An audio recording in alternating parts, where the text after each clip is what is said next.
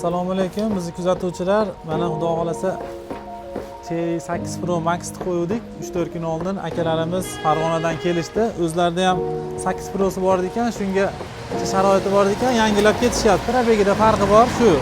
Bu Cherry 8 Pro bo'lsa, unisi Max edi. Shuning uchun barter qilib kelishilgan holatda barter qildik. Mashina yaxshimi ekan, xudo xolasa? Rahmat.